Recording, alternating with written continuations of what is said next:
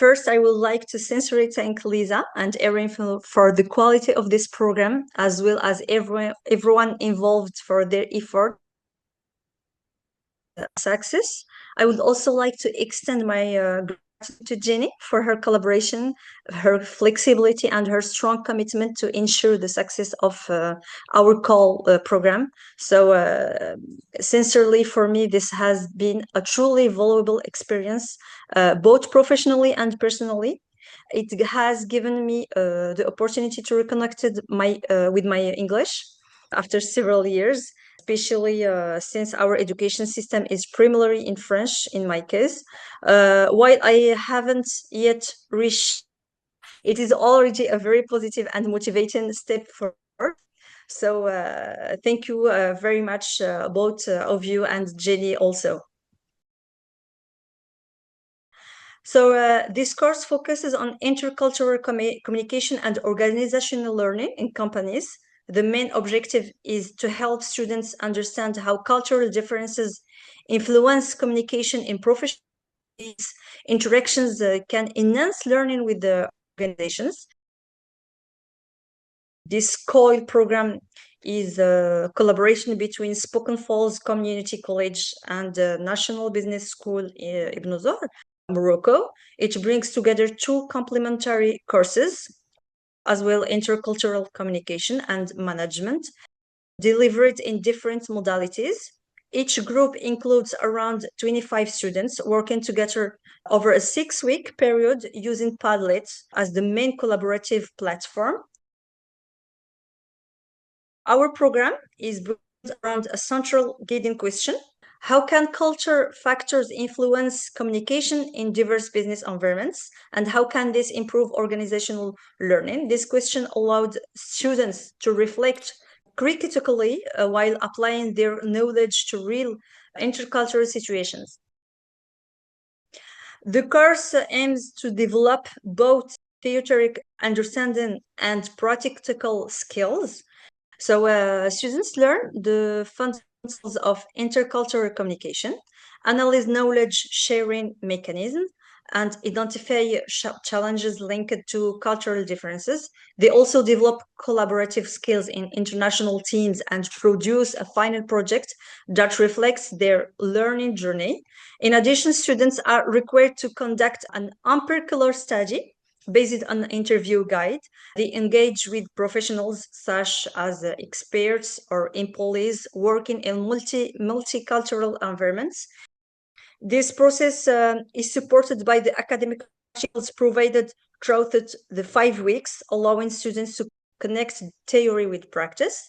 They also develop collaborative skills in international teams and produce a final project that reflects their overall learning experience. The course is structured over several weeks, starting with introductions and team formation, followed by progressive assignments such as cultural analysis, team contracts, and interviews. The program culminates in the students to apply all the concepts throughout the course. And now that we have introduced the structure of the course, I think let's move to the results with Jenni. Thank you. Some of the results that we found was that students gained valuable international communication experience. That was probably the thing that stood out to them the most, was the communication piece. Students learned a lot about their own culture and that of their international teammates. For my students, I got a lot of reflections that were things like, I never knew this about Morocco, or I loved learning about these elements.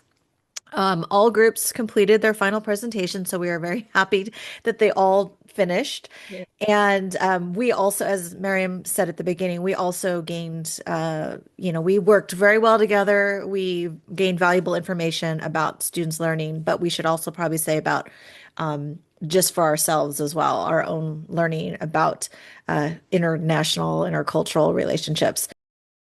I have a sample. This is probably one of the groups that did the best on their presentation.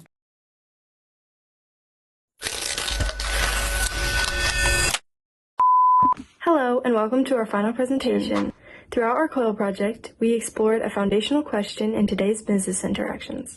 We will be sharing insights from our interviews with professionals, highlight key differences between monochronic and polychronic cultures, and provide what we feel to be the best practices in any multicultural team. The question that we will be focusing on is what are the key cultural factors that can help improve communication and learning in diverse environments. For this project, we are looking at the cultural dynamics between the United States and Morocco culture. Key cultural differences. Communication style. A key difference between Moroccan and American culture is communication. In the U.S., Americans tend to communicate in a more direct and straightforward manner. This allows for efficiency when conveying ideas. For example, the instructions to a chair might sound something like, Step 1, attach the wooden legs to the base. Step 2, attach the wooden back to the base of the chair, etc.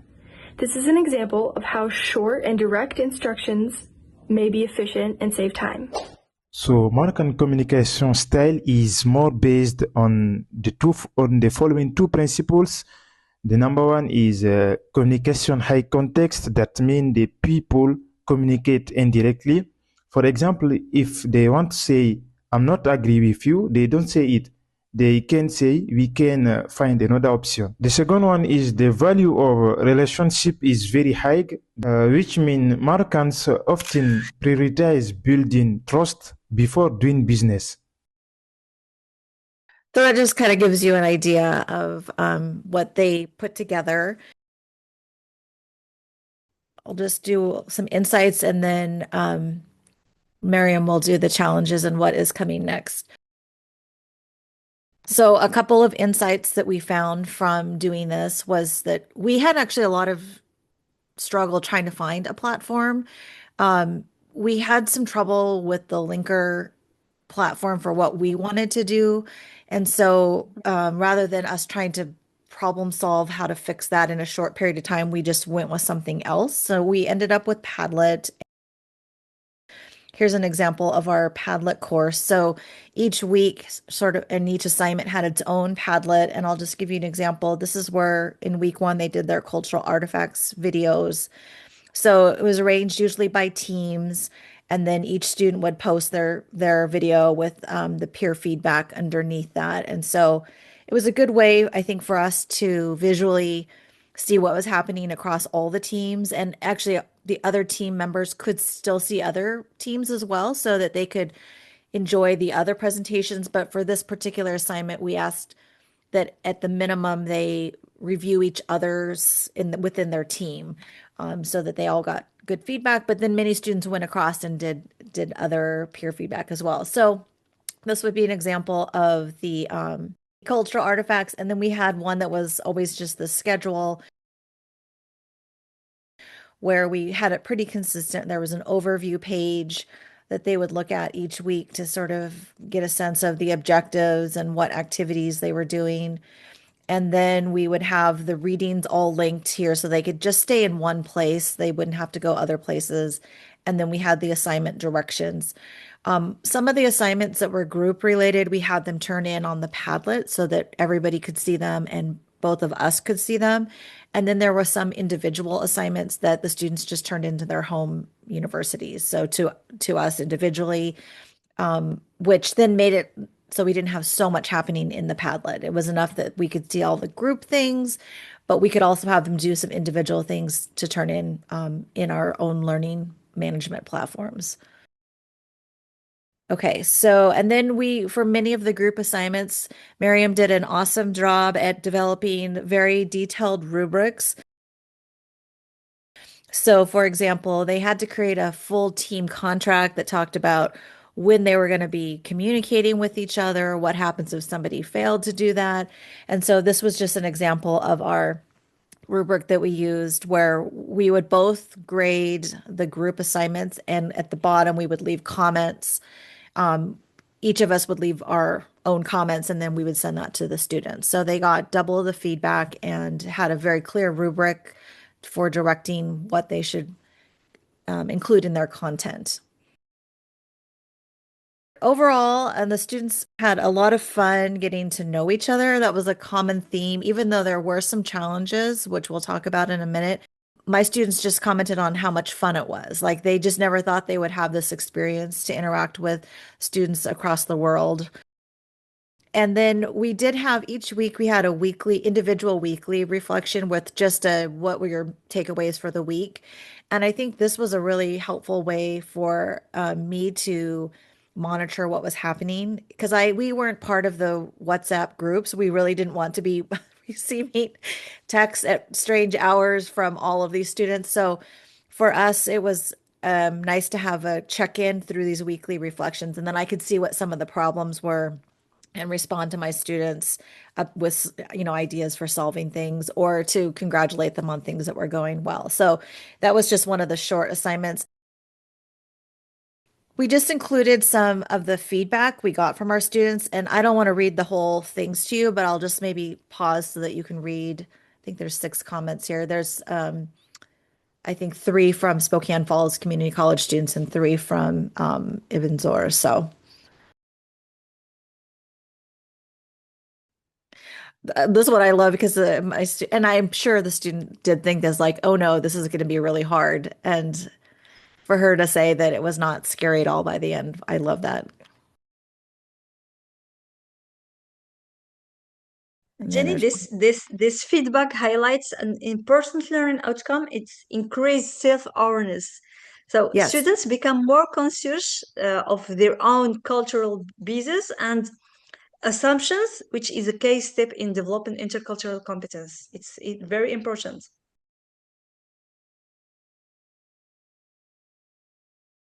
And I think this one is nice because it highlights the real life experience that they're getting. I don't know, it maybe imply that most of his other classes have not been that way. And then here are some from our Moroccan students.